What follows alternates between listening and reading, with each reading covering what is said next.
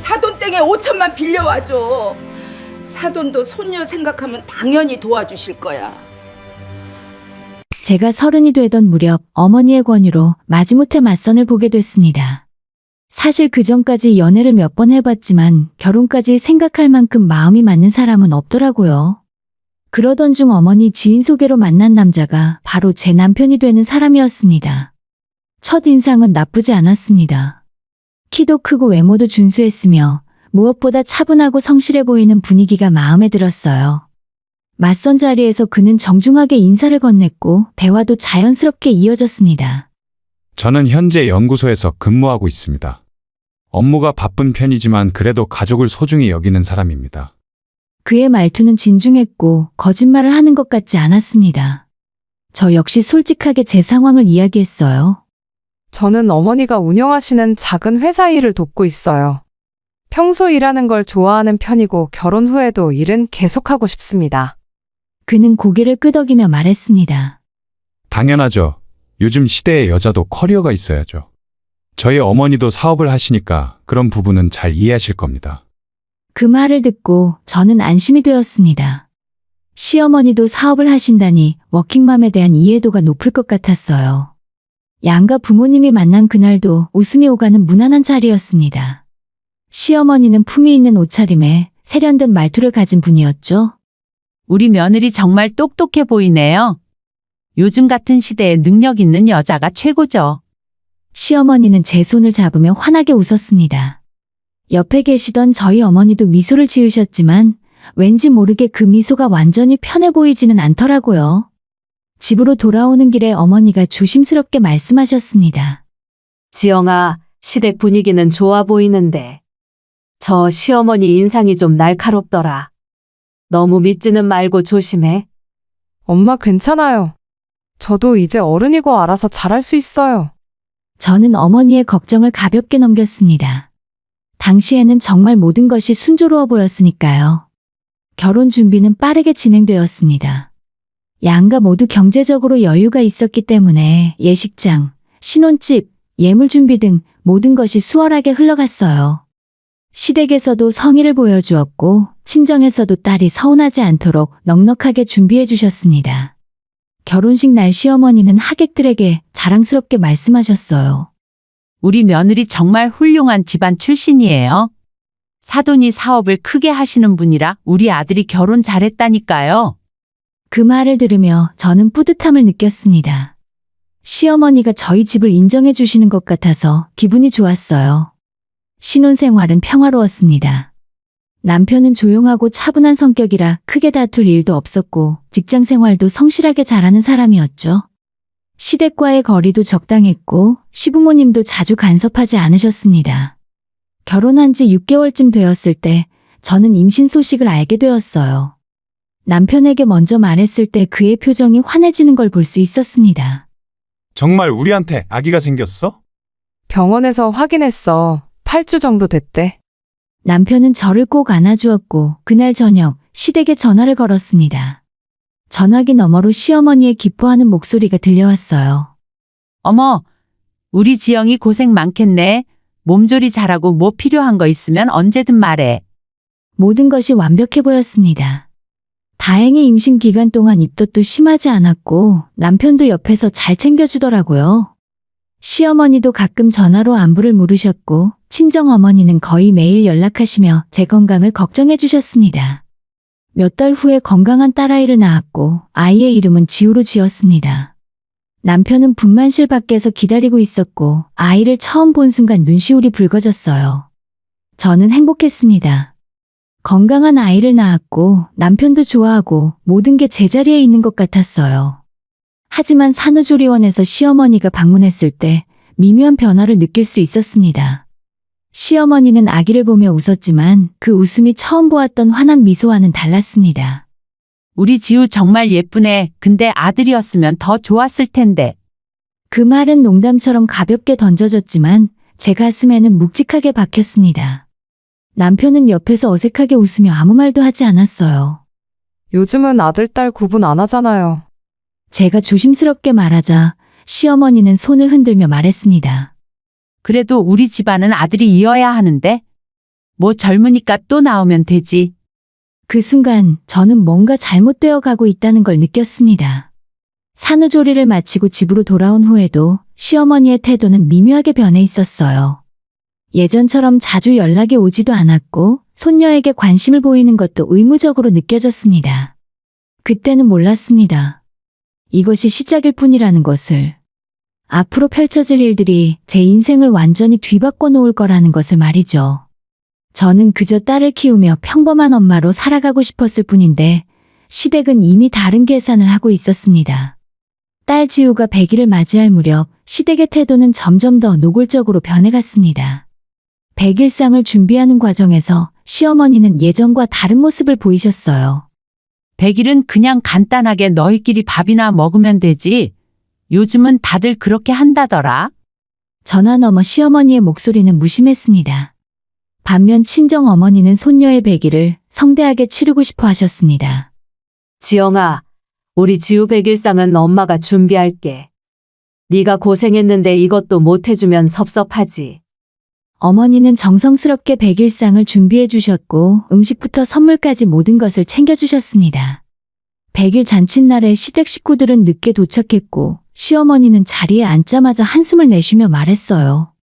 그런데 사돈, 겨우 100일인데 이렇게 크게 하실 필요까지 있었나요? 친정 어머니는 웃으며 대답하셨지만 저는 그 미소 뒤에 숨겨진 불편함을 느낄 수 있었습니다. 아니에요, 사돈댁. 손녀 100일인데 당연히 해야죠. 시어머니는 100일상 음식들을 보며 코웃음을 쳤습니다. 요즘은 이런 거 다 형식적인 건데 돈 쓸 데가 별로 없으신가 봐요. 그 말을 듣는 순간 저는 얼굴이 화끈거렸습니다. 남편은 옆에서 아무 말도 하지 않았고 오히려 어머니를 쳐다보며 미안한 듯 웃기만 했죠. 100일 잔치가 끝난 후에 제가 집까지 모셔다 드리는 차 안에서 어머니가 말씀하셨습니다. 지영아, 너희 시어머니 말투 봤지? 참 묘한 사람이야. 겉으로는 웃는데 속으로는 무시하는 거 다 보여. 엄마, 그냥 바쁘셔서 그런 것 같아요. 저는 어머니를 안심시키려 했지만 사실 저도 마음 한구석이 불편했습니다. 어느 날 저녁 남편이 퇴근하고 집에 돌아와 조심스럽게 말을 꺼냈습니다. 지영아, 어머니가 너한테 할 말이 있대. 이번 주말에 시간 좀 낼 수 있어? 무슨 일인데? 글쎄, 나도 자세히는 모르겠는데 회사 일로 상의할 게 있다고 하셨어. 주말에 저는 지우를 친정 어머니께 맡기고 시댁을 방문했습니다. 시어머니는 거실 소파에 앉아서 저를 기다리고 계셨어요. 평소보다 표정이 진지했습니다. 여기 좀 앉아봐. 오늘은 너랑 진지하게 이야기 좀 하려고. 저는 긴장한 채 자리에 앉았습니다. 시어머니는 차를 한 모금 마시더니 입을 열었어요. 솔직히 말할게. 우리 준호는 사업 감각이 없어. 내가 봐도 회사를 물려받을 그릇이 안 돼. 갑작스러운 말에 저는 당황했습니다. 옆에 앉아있던 남편의 얼굴이 굳어지는 게 보였어요. 어머님 갑자기 그게 무슨... 내 말 듣기 거북하겠지만 사실이야. 그래서 말인데 지영아, 너는 어떠니? 사돈댁 밑에서 일도 배웠고 머리도 꽤 좋아 보이던데. 시어머니의 눈빛이 날카로워졌습니다. 저는 그제야 이 자리가 무엇을 의미하는지 깨달았습니다. 저는 그냥 어머니 일을 돕는 정도예요. 제가 뭘 할 수 있을지. 겸손 떨지 마. 요즘 여자들도 다 능력 있잖아. 너같이 똑똑한 애면 우리 회사 일도 충분히 배울 수 있을 것 같은데. 시어머니의 말은 칭찬처럼 들렸지만 그 속에는 계산된 의도가 숨어 있었습니다. 저에게 기대를 거는 것이 아니라 이용하려는 속셈이 느껴지더라고요. 지우가 아직 어려서 제가 회사 일을 본격적으로 하기는 어려울 것 같아요. 아이는 사돈이 봐주시면 되잖아. 저번에 보니까 손녀 보는 거 좋아하시던데. 그리고 너가 우리 회사에 있으면 너희 친정에서 경제적인 도움도 주실 수 있을 거고. 그 말을 듣는 순간 저는 치밀어 오르는 분노를 느꼈습니다. 친정 어머니를 마치 부탁하면 다 들어주는 사람 정도로 생각하는 듯한 말투였어요. 그렇게 집으로 돌아오는 길에 남편이 조심스럽게 말했습니다. 우리 어머니 말이 좀 직설적이긴 한데 나쁜 뜻은 아니었을 거야. 당신의 능력을 높게 사서 그런 거지. 당신은 옆에서 가만히 있더니 이제 와서 그런 말을 해. 당신 어머니가 나를 뭘로 보는 것 같은데? 그게 아니라 어머니도 회사 일로 요즘 스트레스가 많으셔. 남편은 끝까지 시어머니 편을 들었습니다. 그 순간 저는 제가 이 집에서 어떤 위치인지 정확히 알게 되었어요. 그로부터 며칠 후에 시어머니에게서 전화가 왔습니다. 지난번에 이야기한 거 생각해 봤어? 사실 우리 회사가 요즘 자금 사정이 좀 안 좋거든. 혹시 사돈께 부탁 좀 해줄 수 있을까? 그건 제가 함부로 말씀드릴 수 있는 게 아니에요. 아니, 힘들면 가족끼리 도와주는 거지. 사돈도 손녀 생각하면 당연히 도와주실 거야. 일단 급한 대로 5천만 원 정도면 될 것 같아. 5천만 원이라는 금액에 저는 말문이 막혔습니다. 시어머니는 그것을 마치 용돈 정도로 생각하는 듯 했어요. 지영아, 우리 지우 생각해봐. 할머니 회사가 망하면 나중에 지우한테도 안 좋잖아. 아들은 아니지만 그래도 손녀니까 챙겨줘야지. 시어머니의 말에는 협박에 가까운 뉘앙스가 섞여 있었습니다. 저는 떨리는 손으로 전화를 끊고 곧바로 어머니께 전화를 드렸습니다. 어머니는 차분하게 제 이야기를 들으시더니 한숨을 쉬셨습니다. 그럴 줄 알았다. 저 사람 처음부터 우리 집을 노리고 있었어. 지영아, 엄마가 처리할게. 넌 걱정하지 마. 친정어머니는 결국 시어머니를 만나서 이야기를 나누셨습니다. 며칠 후에 어머니는 지친 표정으로 말씀하셨어요. 지우 생각해서 딱 이번 한 번만 도와주기로 했어. 근데 지영아, 이게 마지막이야. 너도 다시는 저 사람들한테 휘둘리면 안 돼. 잘 지켜봐. 너희 시어머니가 절대 고마워하는 사람이 아니야. 오히려 더 큰 걸 요구할 거야. 어머니의 말씀은 예언처럼 정확했습니다. 돈을 받은 후에 시어머니는 감사 인사는커녕 오히려 더 당당해졌어요. 역시 사돈은 큰 그릇이네. 가족끼리 일해야지. 그 말을 들으며 저는 깨달았습니다. 이 사람들에게 우리는 가족이 아니라 그저 이용할 수 있는 자원일 뿐이라는 것을요. 그리고 남편은 그 모든 과정에서 한 번도 제 편을 들어주지 않았습니다. 시어머니에게 돈을 빌려준 이후 상황은 제가 예상했던 것보다 훨씬 더 나쁜 방향으로 흘러갔어요. 어머니의 말씀대로 시어머니는 고마워하기는커녕 오히려 더 당당해졌습니다. 돈을 받은 지 한 달쯤 지났을 때 시어머니에게서 다시 연락이 왔어요. 요즘 지우 잘 크고 있지? 우리 손녀 보고 싶네. 전화 너머 시어머니의 목소리는 평소보다 다정했습니다. 하지만 저는 이제 그 다정함 뒤에 무엇이 숨어 있는지 알 수 있었어요. 지우는 잘 크고 있어요. 그래, 다행이다. 그런데 말이야. 혹시 이번 주말에 시간 되니? 우리 집에서 저녁 같이 먹자. 저는 내키지 않았지만 딱히 거절할 명분도 없었습니다. 주말에 남편과 함께 지우를 데리고 시댁을 방문했죠. 시어머니는 평소와 달리 식탁을 정성스럽게 차려놓고 계셨습니다. 어머, 우리 지우 정말 많이 컸네. 이리 와봐. 할머니가 안아줄게. 시어머니는 지우를 안아 올렸지만 아이를 바라보는 시선에는 여전히 아쉬움이 묻어났습니다. 식사가 끝날 무렵 시어머니가 본론을 꺼냈어요. 사실 오늘 너희를 부른 건 다른 이유가 있어서야. 무슨 일이신데요? 시어머니는 찻잔을 내려놓으며 한숨을 쉬었습니다. 솔직히 말할게. 회사 사정이 지난번보다 더 안 좋아졌어. 거래처 하나가 갑자기 계약을 파기해서 자금 회전이 어려워졌거든. 사돈께 다시 한번 부탁드릴 수 있을까? 이번만 넘기면 정말 괜찮아질 것 같아서. 이번엔 1억 원만. 어머님, 저는 참지 못하고 목소리를 높였습니다. 남편이 제 팔을 잡으며 말렸지만 저는 물러서지 않았습니다. 지난번에 5천만 원 빌려드릴 때 엄마가 뭐라고 하셨는지 아세요? 그게 진짜 마지막이라고 하셨어요. 그런데 또 이렇게 무리한 부탁을 하세요? 시어머니의 얼굴이 차갑게 굳어졌습니다. 지영아, 지금 네가 무슨 말을 하는 거니? 가족끼리 힘들 때 서로 돕는 게 당연한 거 아니야? 가족이라고 하시지만 어머님이 저희 친정을 가족으로 대하신 적이 있나요?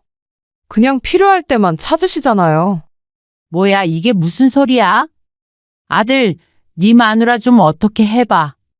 남편은 난처한 표정으로 저를 쳐다봤습니다. 지영아, 일단 진정하고 집에 가서 다시 이야기하자. 진정하라고? 지금 당신 어머니가 또 우리 엄마한테 손 벌리시는데 시어머니는 자리에서 벌떡 일어나며 소리쳤습니다. 야, 이것 봐라. 내가 손을 벌린다고? 이건 서로 돕는 거지 구걸이 아니야. 우리 지우 외할머니가 손녀를 봐서라도 당연히 도와줘야 하는 거 아니야? 그럼 지난번에 빌린 돈은 언제 갚으실 건데요? 약속하신 날짜가 벌써 지났는데 한 번도 말씀 안 하셨잖아요. 시어머니의 얼굴이 붉어졌습니다. 가족끼리 무슨 돈을 갚아? 나중에 우리 회사가 크면 더 크게 보답할 거야. 지금은 좀 어려운 시기니까 이해 좀 해줘야지.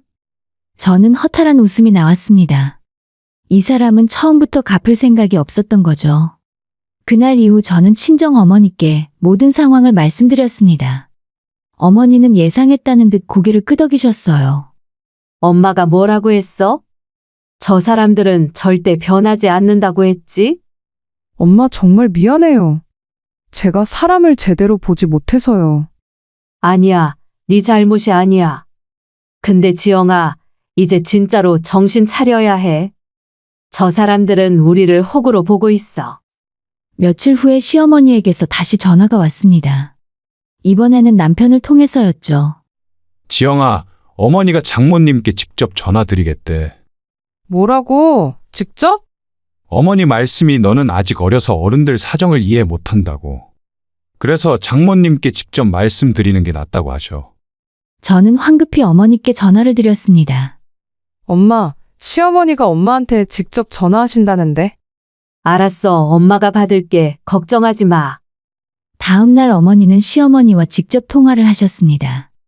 통화가 끝난 후에 어머니는 화가 잔뜩 나신 목소리로 말씀하셨어요. 지영아, 너희 시어머니 정말 뻔뻔한 사람이더라. 전화해서 하는 말이 우리가 여유 있으니까 당연히 도와줘야 한다는 거야. 그것도 모자라서 네가 버릇이 없다고까지 하더라고. 제가요? 며느리 주제에 시어머니한테 대들었다고. 참 기가 막혀서. 엄마 정말 죄송해요. 미안해할 거 없어. 대신 이번에는 엄마가 확실하게 선 그었어. 더 이상 한 푼도 안 빌려준다고. 그리고 지난번 빌려준 돈 갚으라고 똑똑히 말했어. 어머니의 단호한 말씀에도 불구하고 시어머니는 포기하지 않았습니다. 일주일 후에 시부모님이 우리 집으로 찾아왔어요. 갑자기 초인종이 울렸고 문을 열자 시어머니와 시아버지가 서 계셨습니다. 지영아, 우리 좀 들어가도 되겠니? 어쩔 수 없이 문을 열어드렸고 거실 소파에 앉으신 시어머니가 입을 열었습니다. 우리가 이렇게까지 찾아온 건 정말 절박해서야. 회사가 정말 위기거든. 사돈께서 도와주시지 않으면 회사가 문을 닫을 수도 있어. 그건 저희가 어떻게 할 수 있는 문제가 아니라서요. 시어머니는 갑자기 눈물을 글썽이며 말했습니다. 우리 지우 생각 안 해? 할머니 회사가 망하면 나중에 지우한테 물려줄 것도 없잖아. 아들이 아니긴 하지만 그래도 손주니까. 그 순간 저는 참았던 분노가 폭발하는 걸 느꼈습니다. 지우 이야기는 더 이상 하지 마세요. 애초에 어머니는 지우가 딸이라고 실망하셨잖아요. 처음부터 지금까지 아들이 아니라고 얼마나 서운해하셨는데요. 그런 분이 이제 와서 손주 운운하시는 게 웃기지 않나요? 지금 어른한테 그게 무슨 말버릇이야? 말버릇이요? 저는 지금 사실대로 말씀드리는 거예요. 어머님은 처음부터 저희를 가족으로 본 게 아니라 이용할 대상으로만 보신 거잖아요. 시아버지가 일어서며 말했습니다. 네가 지금 너무 흥분한 것 같구나. 준호는 어디 있니? 마침 그때 남편이 퇴근해서 집에 도착했어요. 상황을 파악한 남편은 저를 방으로 데려갔습니다. 너 왜 이래? 아무리 그래도 우리 부모님한테 그렇게 말하면 어떡해? 당신은 대체 누구 편이야? 당신 부모님이 우리 엄마한테 어떻게 했는지 알면서도 그런 말을 해. 부모님도 사정이 어려우니까 그러시는 거잖아. 우리가 좀 이해해줘야지. 저는 남편의 얼굴을 멍하니 바라봤습니다. 이 사람은 끝까지 저와 제 가족 편이 아니었어요. 결국 그날 어쩔 수 없이 어머니께 다시 연락을 드려야 했습니다. 하지만 이번에는 어머니도 단호하셨습니다. 엄마는 더 이상 못 도와줘. 그리고 너도 이제 결정해야 해. 저 사람들과 계속 살 건지 아니면 결정을 내릴 건지. 어머니의 말씀이 채 끝나기도 전에 저는 한 가지 사실을 더 알게 되었습니다. 남편이 외도를 하고 있다는 것을 말이죠. 남편의 외도를 알게 된 것은 순전히 우연이었습니다. 어느 날 저녁 남편의 휴대폰에서 카카오톡 알림이 울렸습니다. 남편은 샤워 중이었고 저는 무심코 핸드폰 화면을 봤습니다. 오빠, 오늘 정말 즐거웠어요. 다음에 또 만나요. 그 짧은 문장이 제 세상을 송두리째 흔들어 놓았습니다. 손이 떨렸지만 저는 침착하게 행동했어요. 남편의 휴대폰 비밀번호는 우리 딸 지우의 생일이었고 저는 조용히 문자 내역을 확인했습니다. 2달 전부터 시작된 대화였습니다. 상대는 남편 연구소의 후배 여직원이었어요. 처음에는 업무 이야기로 시작했지만 점점 사적인 대화로 변해갔고 급기야 호텔에서 만난 사진까지 있었습니다. 저는 그 모든 내용을 제 휴대폰으로 촬영했어요. 손이 떨렸지만 하나도 빠뜨리지 않고 증거를 확보했습니다. 샤워를 마치고 나온 남편은 아무것도 모른 채 태연하게 물었어요. 지영아, 저녁은 먹었어? 이미 먹었지. 저는 평소처럼 대답했습니다. 아무것도 모르는 척, 아무렇지 않은 척 연기했어요. 그날 밤 저는 한숨도 자지 못했습니다. 뜬 눈으로 밤을 보내고 다음 날 아침, 저는 친정 어머니께 전화를 드렸어요. 저 지금 엄마 회사로 갈게요. 할 이야기가 있어요. 무슨 일이야? 목소리가 왜 그래? 전화로는 못해요. 가서 말씀드릴게요. 어머니 회사로 가는 길에 저는 차 안에서 지난 몇 년간의 결혼 생활을 되돌아봤습니다. 시댁의 무시와 모욕, 끊임없는 금전 요구, 그리고 이제는 남편의 배신까지. 더 이상 참을 이유가 없었죠. 어머니 사무실에 도착해서 저는 모든 것을 털어놓았습니다. 남편의 외도 증거를 보여드렸고 시댁에서 있었던 일들도 빠짐없이 말씀드렸어요. 어머니는 조용히 제 이야기를 들으시더니 차분하게 말씀하셨습니다. 지영아, 이제 엄마가 나설게. 너는 아무것도 하지 마. 그 사람들한테 괜히 티내지도 말고. 울지 마. 우는 건 나중에 해. 지금은 정신 차리고 준비해야 된다. 어머니는 곧바로 변호사를 선임했습니다. 그리고 시어머니 회사와 거래하는 업체들의 리스트를 파악하기 시작했어요. 어머니는 오랜 사업 경험으로 쌓아온 인맥이 넓었고 그중 몇몇은 시어머니 회사와도 연결되어 있었습니다. 네 시어머니가 내가 잘 아는 대표님 회사하고 거래하고 있더라. 내가 그쪽 대표님한테 연락해 볼게. 일주일 동안 저는 집에서 완벽하게 연기했습니다. 남편에게는 평소처럼 대했고 시댁에서 전화가 와도 무난하게 받았습니다. 시어머니는 여전히 돈 이야기를 꺼냈지만 저는 엄마랑 상의해 볼게요. 라고만 답했어요. 그 사이 어머니는 착착 준비를 진행하셨습니다. 시어머니에게 빌려준 돈에 대한 차용증과 거래 내역을 모두 정리했고 변호사와 함께 법적 대응 방안을 마련했죠. 그리고 시어머니 회사와 거래하던 업체 대표님들께 연락을 돌리셨습니다. 대표님, 제가 개인적으로 부탁 좀 드릴 게 있습니다. 그쪽에서 거래하시는 회사가 있는데요. 어머니의 인맥은 생각보다 강력했습니다. 시어머니 회사의 주요 거래처 3곳이 모두 어머니와 직간접적으로 연결되어 있었고 그분들은 어머니의 부탁을 들어주기로 했어요. 사장님, 그 회사가 그런 곳이었군요. 신뢰가 없는 곳과는 거래할 수 없죠. 계약 해지하겠습니다. 시어머니 회사의 거래 중단 통보가 들어가기 시작했습니다. 한 곳, 2곳, 3곳, 시어머니는 황급히 이리저리 연락을 돌렸지만 이미 때는 늦은 뒤였어요. 그리고 드디어 그날이 왔습니다. 어머니와 저 그리고 변호사 2분이 함께 시어머니 회사로 향했어요. 사전에 약속도 없이 찾아갔기 때문에 시어머니는 당황한 기색이 역력했습니다. 아니 사돈, 갑자기 어떻게? 지영이도 왔네? 어머니는 차갑게 말씀하셨습니다. 사돈댁, 이야기 좀 해야겠습니다. 여긴 다른 직원분들도 계신데 사장님 방으로 들어가시죠. 시어머니는 불안한 표정으로 우리를 사무실로 안내했습니다. 문이 닫히자마자 어머니가 서류 뭉치를 책상 위에 내려놓으셨어요. 지난번에 빌려드린 5천만 원, 오늘 받으러 왔습니다. 갑자기 그게 무슨? 차용증 여기 있습니다. 상환기일이 이미 한 달 전에 지났는데 한 번도 연락 없으셨죠? 가족끼리 무슨 돈이냐고 하셨죠? 시어머니의 얼굴이 창백해졌습니다. 그건 제가 회사 사정이 어려워서. 회사 사정이요. 그래서 우리 돈을 떼먹을 생각이었습니까? 변호사가 나서며 차분하게 말했습니다. 저는 김 사장님의 법률 대리인입니다. 오늘은 공식적으로 채무 상환을 요구하러 왔습니다. 원금 5천만 원에 약정이자 연 10%, 그리고 연체 이자까지 합쳐서 총 5,800만 원입니다. 5,800만 원이요? 갑자기 그런 돈이 어디 있어요? 어머니가 냉정하게 말씀하셨습니다. 없으시면 법적 절차를 밟겠습니다. 아시겠지만 그렇게 되면 회사 자산 압류도 가능하고요. 시어머니는 궁지에 몰리자 눈물까지 흘리며 사정했습니다. 사돈 제발요.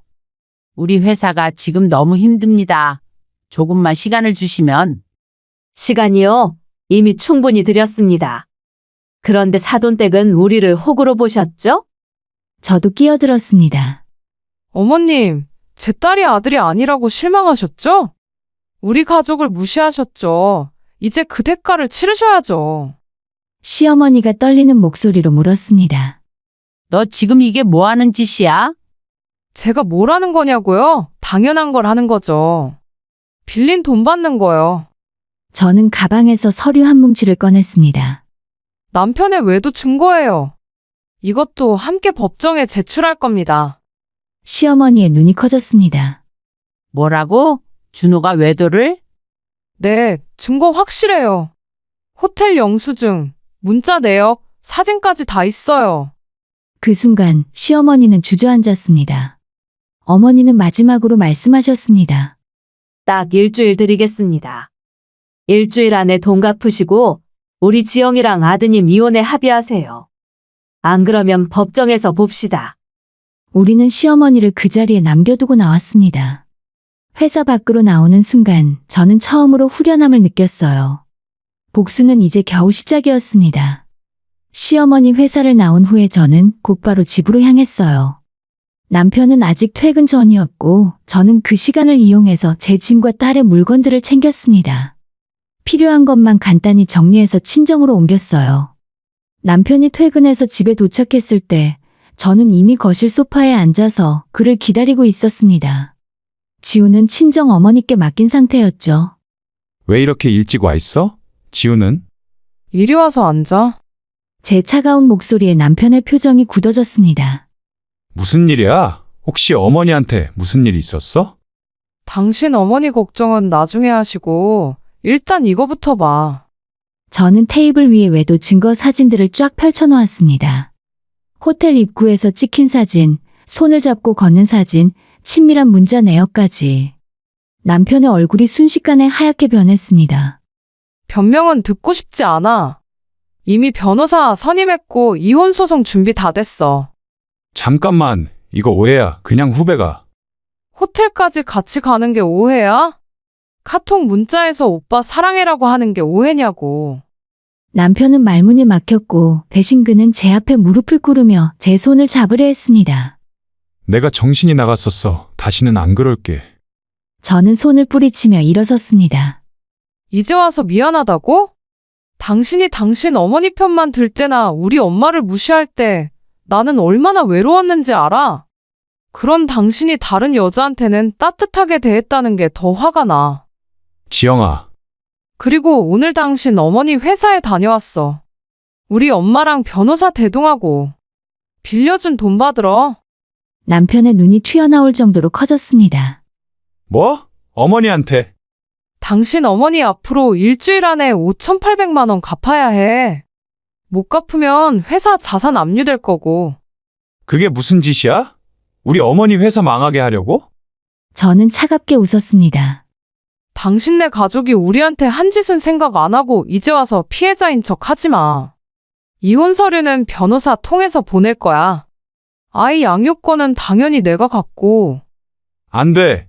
지우는 내 딸이기도 해. 외도한 사람이 양육권을 원해? 웃기지 마. 법정에서 만나. 저는 남편을 그 자리에 남겨두고 집을 나왔습니다. 뒤에서 남편이 뭐라고 소리치는 게 들렸지만 저는 돌아보지 않았어요. 며칠 후에 남편에게서 전화가 왔습니다. 지영아, 제발 한 번만 만나자. 이야기 좀 하자. 이야기는 변호사 통해서 해. 나는 할 말 없어. 어머니가 지금 너무 힘들어하셔. 회사 거래처들이 다 끊어져서 정말 큰일이야. 제발 장모님한테 말 좀 해줘. 안 돼. 그리고 그건 내가 관여할 일이 아니야. 우리 지우 생각 좀 해. 애한테 아빠가 없으면. 지우한테는 아빠 없는 게 나아. 외도하는 아빠, 할머니 편만 드는 아빠보다는 없는 게 낫지. 그 말만 하고 전화를 끊어버렸습니다. 그 후로 남편은 계속 연락을 시도했지만 저는 모두 무시했어요. 일주일이 지났고 시어머니는 결국 그 사이에 돈을 마련하지 못했습니다. 어머니는 예고대로 법적 절차를 밟으셨어요. 시어머니 회사는 주요 거래처를 모두 잃은 상태였고 자금 흐름이 완전히 막혀버렸습니다. 그리고 며칠 후에 시어머니 회사는 부도 처리되었죠. 그 소식을 들은 남편은 미친 듯이 전화를 걸어왔습니다. 너 때문에 어머니 회사가 망했어. 이렇게까지 할 거야? 나 때문이라고? 아니, 그건 당신네 가족이 자초한 일이지. 남의 돈 떼먹으려 하고 가족이라고 우습게 보면 이렇게 되는 거야. 우리 가족을 이렇게 만들고도 편하게 잠이 와? 편하지? 아주 편해? 그리고 당신도 곧 대가를 치를 거야. 이혼 소송은 빠르게 진행되었습니다. 외도 증거가 명확했기 때문에 법원도 제 손을 들어주었어요. 양육권은 당연히 저에게 왔고 위자료와 양육비까지 모두 인정받았습니다. 피고는 원고에게 위자료 3천만 원과 자녀 양육비 월 100만 원을 지급하라. 판사의 판결문을 듣는 순간 저는 비로소 자유로워진 기분을 느꼈습니다. 하지만 복수는 여기서 끝이 아니었어요. 남편이 외도했던 여직원, 그 여자도 대가를 치러야 했습니다. 어머니는 그 여자의 남편에게도 연락을 취하셨고 그 가정도 결국 깨졌습니다. 남편의 연구소에도 소문이 쫙 퍼졌어요. 기혼자가 직장 후배와 불륜을 저질렀다는 사실은 연구소 내에서 큰 파문을 일으켰습니다. 남편은 결국 본인이 원하지 않는 지방 연구소로 발령을 받게 되었죠. 며칠 후에 어머니가 말씀하셨습니다. 네 시어머니한테서 빌린 돈 이제야 받았어. 이자까지 포함해서 전부. 회사 청산하면서 나온 돈으로 겨우 갚더라고. 고생 많으셨어요. 고생은 무슨 당연한 거지. 그리고 지영이 네가 대단해. 끝까지 흔들리지 않았잖아. 저는 어머니 품에 안겨서 한참을 울었습니다. 그동안 참았던 눈물이 쏟아졌어요. 분노도, 슬픔도 모든 감정이 눈물로 흘러나왔습니다. 이혼이 확정된 후에 저는 딸과 함께 새로운 삶을 시작했습니다. 친정집에서 지내며 어머니 회사 일을 다시 배우기 시작했어요. 예전에는 그냥 도와주는 정도였지만 이제는 제대로 배워서 일을 하고 싶었습니다. 남편은 지방으로 떠났고 시댁과는 완전히 연락을 끊었어요. 가끔 남편에게서 지우를 보고 싶다는 연락이 왔지만 저는 법원에서 정한 면접 교섭권만큼만 허락했습니다. 복수는 완벽했어요. 시어머니는 회사를 잃었고 남편은 직장에서의 신뢰를 잃었습니다. 외도 상대의 여자도 이혼당했고 업계에서 퇴출되었어요. 그들은 우리 삶에서 완전히 사라졌습니다. 복수는 끝났고 이제는 평온한 일상이 계속되고 있습니다. 여자 셋이서 사는 이 집은 세상 무엇보다 따뜻하고 든든합니다. 그리고 저는 알고 있어요. 이것이 진짜 행복이라는 것을요.